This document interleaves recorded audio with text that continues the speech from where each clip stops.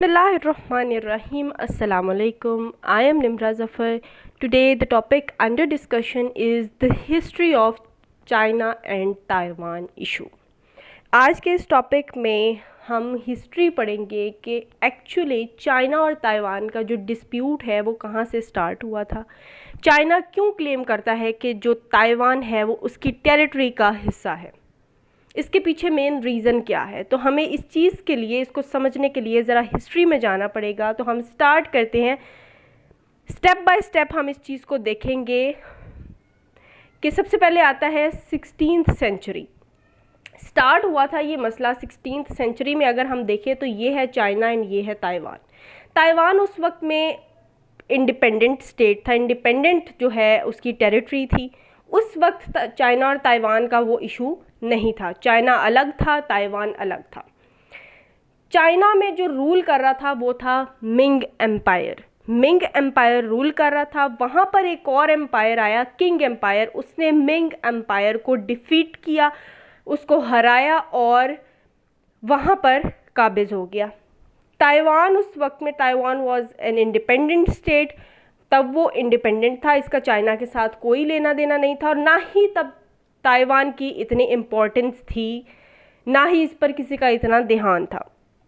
उसके बाद आते हैं कि उसके बाद जब यहाँ पर किंग एम्पायर आकर रहने लग पड़ा और उसका कंट्रोल हो गया चाइना पर, तो ताइवान जो है तब उसकी इम्पोर्टेंस हुई किसकी वजह से? गोल्ड की वजह से, कि गोल्ड के लिहाज से सोना यहाँ पर पाया जाता है। तो यूरोपियन कॉलोनाइजर्स जो थे वो वहाँ आए, उन्होंने ताइवान पर हमला किया और वहाँ पर वो रहना शुरू हो गए। उसका कंट्रोल हो गया किस पर?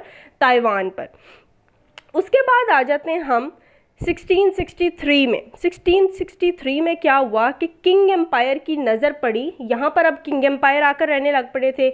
मिंग एम्पायर को तो उसने पहले हरा दिया था। अब इसकी नज़र पड़ी है जी ताइवान पर, कि ताइवान पर यहाँ पर कॉलोनाइजर्स आकर रह रहे और यहाँ पर उन्होंने कंट्रोल कर लिया है। तो किंग एम्पायर ने ताइवान पर जो है वो अपना कंट्रोल रखने के लिए यहाँ से कॉलोनाइजर्स को भगाया और डिफीट किया उनको, और यहाँ ताइवान पर भी अपना कंट्रोल कर लिया। उसके बाद से यहाँ से ये ताइवान जो था ये चाइना का पार्ट बन गया तब से। और जो किंग एम्पायर था उसके बाद उन्होंने 200 साल से ज़्यादा तक जो है वो चाइना पर रूल किया, हुकूमत की। यहाँ पर तो ताइवान बन गया ना यहाँ तक चाइना का पार्ट, क्योंकि यहाँ पर किंग एम्पायर आ गए थे, उन्होंने कॉलोनाइजर्स को भी वहाँ से भगाया और ताइवान को अपना हिस्सा बना लिया। अब आगे क्या हुआ? अब आ जाते हैं हम 1894 में। 1894 में क्या हुआ? अब किंग एम्पायर के अंडर ये सारा एरिया था। जापान जो था, जो जापानीज़ थे, उनकी नज़र पड़ी चाइना पर। उन्होंने वॉर की। यहाँ पर क्या हुआ? जापानीज़ ने कंट्रोल कर लिया चाइना पर भी और कोरिया पर भी। जो अब नॉर्थ एंड साउथ कोरिया है ना, कोरियन पेनिनसुला जो था, वहाँ पर भी जापानीज़ ने अपना कंट्रोल कर लिया, चाइना समेत। ठीक है। और 50 साल तक वहाँ पर उन्होंने रूल भी किया, जिसको हम कहते हैं सीनो जापानीज़ वॉर 1894। चाइना के साथ जो जापानीज़ की 1894 में वॉर हुई थी, तब चाइना को डिफीट हुई थी और जापानीज़ का कंट्रोल हो गया था चाइना पर भी। और फिर उसके साथ साथ उसने कोरियन पेनिनसुला, जो कि अब साउथ एंड नॉर्थ कोरिया, उस पर भी उसने कंट्रोल कर लिया। 1894 तक की बात समझ आ गई। अब सारा एरिया किसके अंडर चला गया? जापानीज़ के अंडर चला गया। उसके बाद क्या हुआ? जब जापानीज़ ने यहाँ कंट्रोल कर लिया तो चाइना के जो हालात थे वो बहुत ज़्यादा ख़राब होने लग पड़े, ताइवान समेत। ठीक है। चाइना जो था, उनके हालात हर लिहाज से बहुत ज़्यादा डाउन हो रहे थे। तो चाइना के अंदर ही एक रेवोल्यूशन हुई। उस रेवोल्यूशन के नतीजे में क्या हुआ कि चाइना के अंदर से ही डिफरेंट पार्टीज़ उठना शुरू हो गई, लोग उठना शुरू हो गए, ताकि वहाँ से जो दूसरे ममालिक है जैसे जापानीज़ हैं उनको भगा सकें वहाँ से और अपना चाइना जो है वो वापस ले सकें।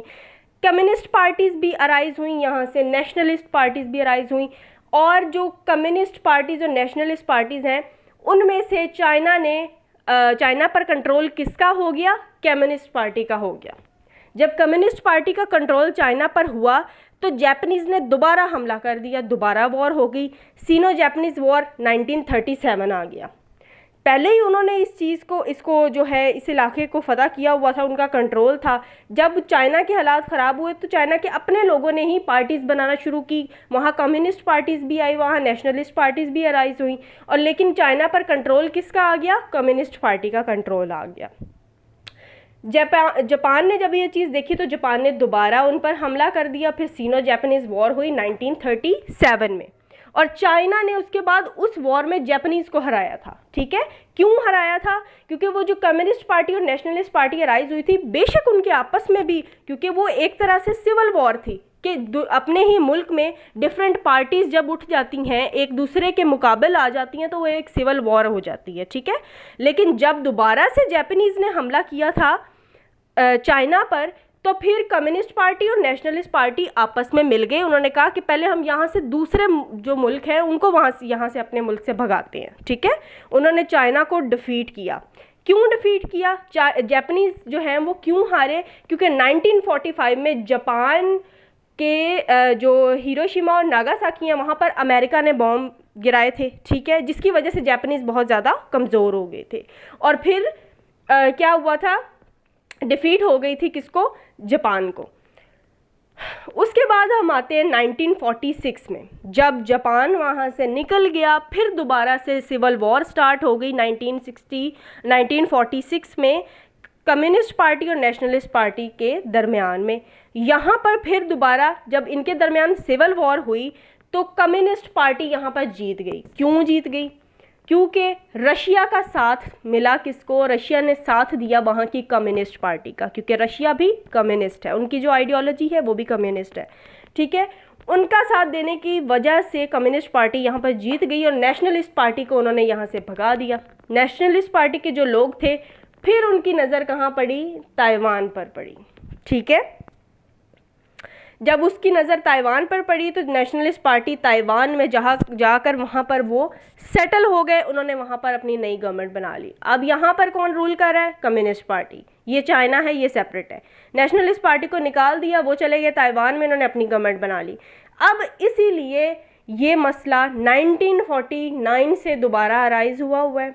ठीक है, वो चाइना कहता है कि ताइवान में लोग जो थे वो तो हमारे ही गए थे ना यहाँ से, इसलिए ताइवान जो है वो हमारा पार्ट है, क्योंकि पहले ताइवान जो है एक दफ़ा चाइना का पार्ट बन चुका था। ठीक है, तो उसके बाद जब दोबारा सेपरेट हुए, इसीलिए ये दोबारा से अब डिस्प्यूट अराइज हुआ है कि चाइना कहता है कि ये हमारा ही पार्ट था। So this was all about our today's lecture. Thanks for watching the video, and if you like the video then don't forget to like, share and comment. Thank you so much.